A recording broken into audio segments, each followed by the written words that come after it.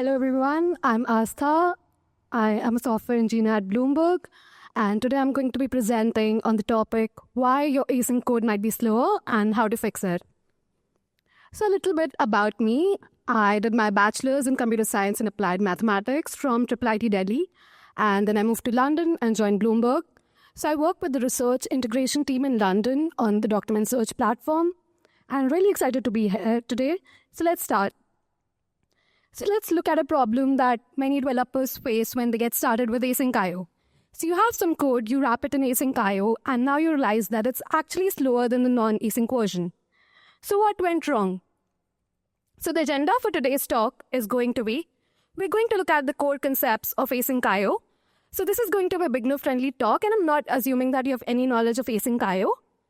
We're going to look at the common mistakes that developers make while using async I/O. Then we're going to look at their fixes and best practices while using async I/O. And we are going to look at something that's very important, which is debugging your async code. And finally, choosing the right concurrency model for your workload, whether to choose async I/O, threads, or processes. So what is async I/O? So as the Python documentation says, async I/O is a library to write concurrent code using async await syntax. And it is used as a foundation for multiple asynchronous Python frameworks. And it is often a perfect fit for I/O-bound tasks and high-level structured network code. So let's start with the core concepts of async I/O. So the first is the event loop, which is the core of every async I/O application. And in Python, you can start an event loop using asyncio.run. And it manages and schedules the execution of asynchronous tasks and callbacks. And it runs in a single thread and handles tasks cooperatively. Then we have coroutines, which are asynchronous functions declared with async def syntax. So as you can see on the slide, there's an example of a fetch data coroutine that calls awaits on async I/O.sleep, so it can be paused and resumed using await. Then we have tasks that wrap coroutines and run them concurrently. So here we have an example of a coroutine nested, and then we wrap it using async I/O.createTask to create a task, and this can simply be awaited until it's complete. So tasks are scheduled on the event loop. Then we have futures, which represent the eventual result of an asynchronous operation. And you'll not typically encounter futures unless you are working with a library or some async I/O APIs. So it's a low-level awaitable object. Now we looked at some of the core concepts. We're going to look at a piece of code which we are going to convert from synchronous to asynchronous. So on the left, we have a synchronous piece of code which has a fetch data function, and it calls time.sleep and waits for 2 seconds. And then we are calling this fetch data function in the main. Now we convert this piece of code to be asynchronous using async I/O. So we convert this fetch data into a coroutine using async def. And we also replace time.sleep with async I/O.sleep, which is the asynchronous version. And then finally, we await this fetch data in the main. And we start an event loop using async I/O.run. So we looked at some of the basics of async I/O and how to convert your synchronous code to asynchronous. But just simply using async await doesn't make your code run concurrently. So we're going to look at some of the mistakes that you might be making while using async I/O. So the first mistake is sequential execution instead of parallel execution. So you use async await and you just assume that the code would run concurrently, but that's not the case. So as you can see in this example on the slide, we have a fetch user summary function where we get the user notifications, we get the recent activity, and we get the unread messages. And then we finally return from this function. And we would assume that since we are now using async I/O, it would run in parallel, but that's not the case. So we are waiting for each task to complete for the next one to start. So all these calls are still sequential and not parallel. Now to convert this to parallel, you can use async I/O.gather. And this would reduce the execution time a lot. And now this piece of code is going to take the max of these 3 tasks to complete. And now finally we return all of these and it reduces the execution time. And one thing to note here is that the example we just looked at, so all the tasks in this case were independent and didn't rely on each other. So if you have a piece of code where one task relies on another, then it must be executed sequentially and not in parallel.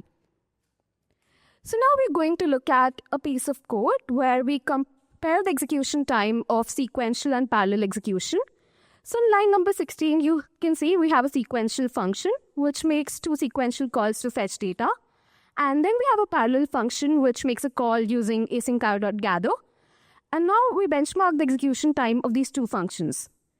So this is the output that we get. A starts and ends, and then B starts and ends for the sequential.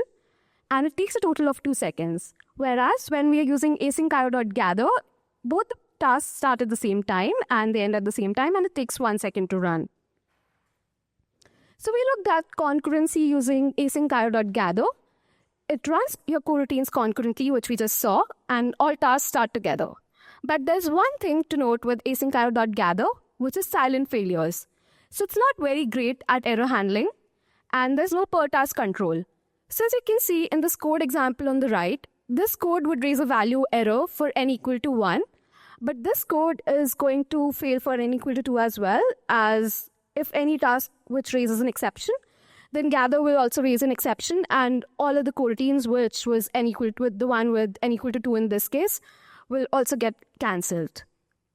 So now a fix for this could be to use async.io.createTask. Now what createTask allows you to do is that you can handle errors per task, and you can run tasks in background as well. So in this code example, we are using createTask to create 2 separate tasks. And now if you want to handle errors separately for the tasks, you can do that. Now, createTask had one problem here, that we had to await all these tasks separately and we have to manage all the tasks separately. Now, for a more structured concurrency management, you should go with async.io.taskgroup, which is introduced in Python 3.11. And it's a more modern alternative to createTask. So as you can see in the code example, it's an asynchronous context manager holding a group of tasks. And we can add tasks to this using the createTask function.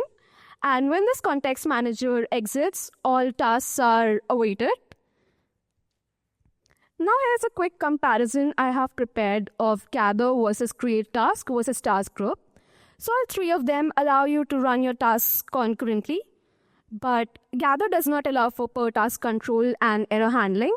And for more structured concurrency management, you should go with task group, but it's not supported for versions less than Python 3.11. So if you're an older Python version, then I would suggest going with createTask. Or if you don't need a specific error handling, you could also use gather. Then the second mistake we're going to look at is using synchronous libraries in asynchronous code. So using libraries not designed for async code can block the event loop. For example, if you look at this piece of code, we have a fetch data coroutine, and it uses the request library to fetch a URL. And then finally, we're using async.io.gather to make 2 fetch data calls. Now, since we're using gather, we would just assume that this code runs in parallel, but that's not the case. Since this request library does not support async.io, it's going to be blocking, and these calls are still going to be sequential. Now, a fix for this is to replace this request library with an asynchronous alternative, which in this case could be maybe IO, HTTP, or any other similar library to fetch requests. So this is the fixed piece of code where now we're using IO HTTP, and this code is now going to run in parallel and lead to a reduction in the execution time. So here are some more libraries and their asynchronous alternatives. So initially when we were converting the synchronous piece of code to asynchronous, we saw that we replaced time.sleep with async.io.sleep. Then we also have pathlib, which can be replaced with IO files. And you can also think of contributing a feature to a library if it does not support asynchronous versions for that. The next mistake we're going to look at is blocking the event loop with CPU-bound operations. So as you can see in this diagram on the right, we have a CPU-bound task which takes 1 second to run. And then we have an IO operation which takes 2 seconds. So the response to the client is eventually going to be delayed by 1 second. So since async.io runs all coroutines in a single threaded event loop, executing the CPU-bound operation inside the coroutine can freeze the entire event loop, and it's going to delay the response to your client. So what you could do in this case is to offload the CPU-bound task to a separate process or thread. And in Python, you can do that with the loop.runInExecutor method. So here's a code snippet that I've taken from the async IO documentation, where we have a blocking IO function, and then we have a blocking CPU-bound function. And then it basically just uses loop.runInExecutor method and the thread pool executor to create default thread pools, custom thread pools, or custom process pools. So you could basically offload these to a separate thread or process, and then your code, it will not block your code anymore. So now we're going to look at a live demo of a piece of code. On line number 15, we have the blocking version, where we call the CPU-bound function, and then we await the fetch data. On line number 20, we have a non-blocking piece of code, where we get the running loop, and we start the task using createTask function. And then using loop.runInExecutor method, we run the CPU-bound function in a separate thread. So we're going to look at the output of these two versions and see what the difference is. So here we have the blocking piece of code where the CPU-bound task starts, and then you saw that the execution stopped for a bit. And when it gets done, that's when we start fetching the URLs. So as you can see, it's basically pausing the execution. And now in the non-blocking version, the CPU-bound task starts, and we're also fetching the URLs at the same time. So you can see that it's not blocking the execution of the fetch data anymore. So another mistake that you could be making is blocking the event loop with non-critical tasks. One of the examples for this could be sending logs to a service. For example, in the slide, we have a code example where you're sending logs to an external service, and then we get returned to the user profile. So sending the logs is blocking the response to the client, and since the logs could be sent in the background, it's non-critical and it delays the response. So here we have a non-blocking piece of code. Now where we're using async io.createTask to send the logs in background, and this does not delay the response to the client. So you could use async io.createTask or also the loop.runInExecutor method, which we saw before, to send the logs in the background and for other non-critical tasks as well. Now, another issue is creating too many tasks. So creating a large number of coroutines, especially for trivial operations, can flood the event loop. And it can also introduce a significant overhead due to context switching, and it can potentially slow down your application. For example, we have this piece of code where we are performing a trivial operation, and it's a large number of coroutines being called. So what you could do in this case is that you could batch your coroutines, and then this would reduce the scheduling overhead. And another thing you could do is you could use a counting semaphore. So this is an example of using a semaphore where we basically limit the maximum number of concurrent operations allowed. And then we can basically work with this semaphore using an asynchronous context manager. So the example in this case would limit the number of resources to 10. The next issue, which is very common, is never awaited coroutines. And this results in the function never being called and never being scheduled in the event loop. So your code might look fine, but it fails silently.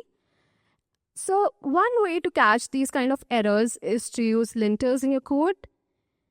So this is an example where you can use flake-it async or Pylon to catch these issues.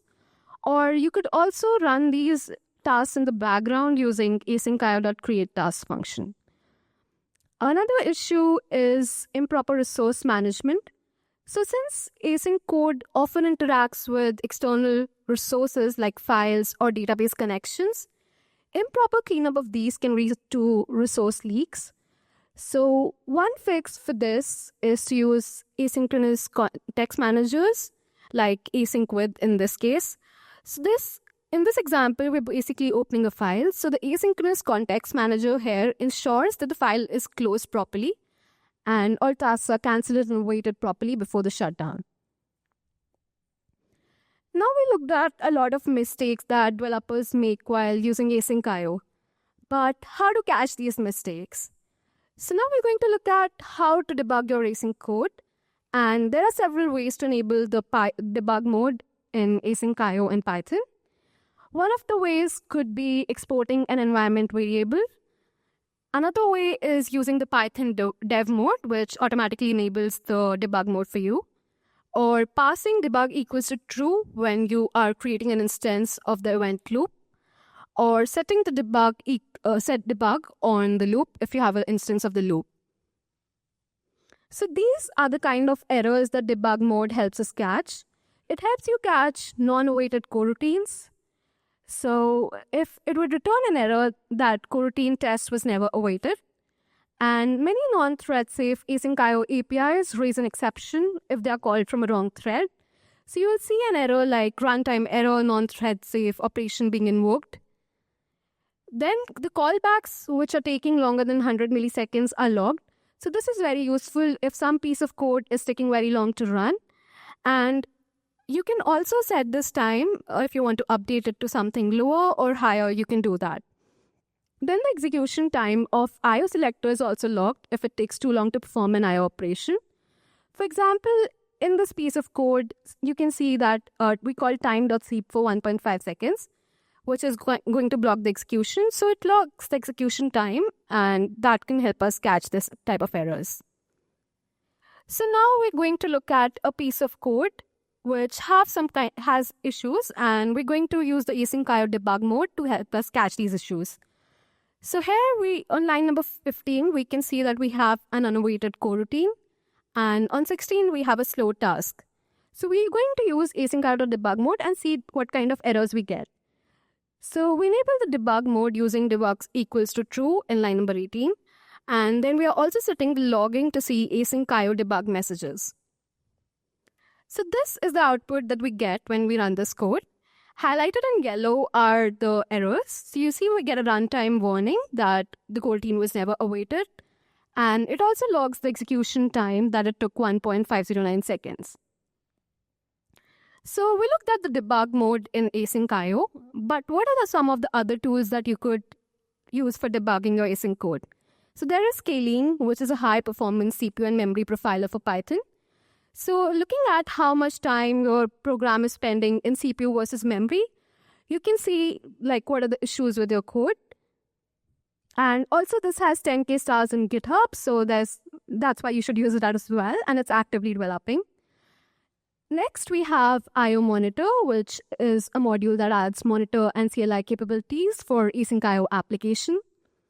We have PDP, the Python debugger, and you can use PDP using import PDP.